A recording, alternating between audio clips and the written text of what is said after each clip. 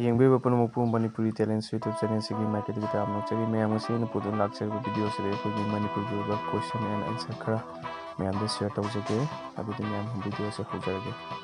One who was the last king of Manipur before it merged with India? Answer the Maharaj Buddhachandra Singh. Anisubda. When did Manipur officially merge with India? India da koi merge tawkhibagi tarikh to 15 October 1949.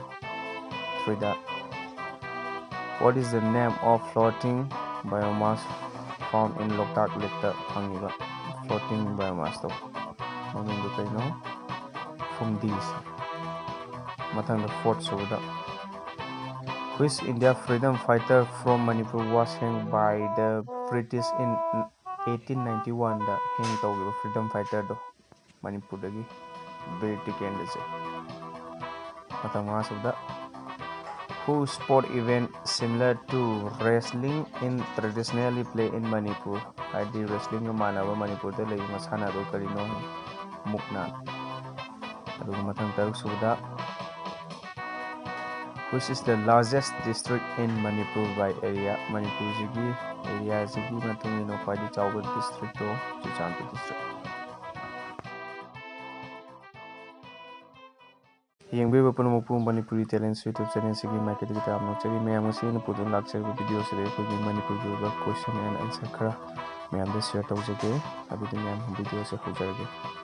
One who was the last king of Manipur before it merged with India? Answer the Maharaj Buddhachandra Singh. Anisubda. When did Manipur officially merge with India?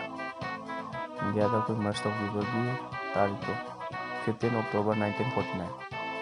Three what is the name of floating biomass found in Loktak Lake ta phangiba floating biomass to mamin du kaino from these mathang the fourth suda which India freedom fighter from Manipur was hanged by the British in 1891 da hang tawgiba freedom fighter do Manipur dagi British candidate mathang suda who sport event similar to wrestling in traditionally play in Manipur.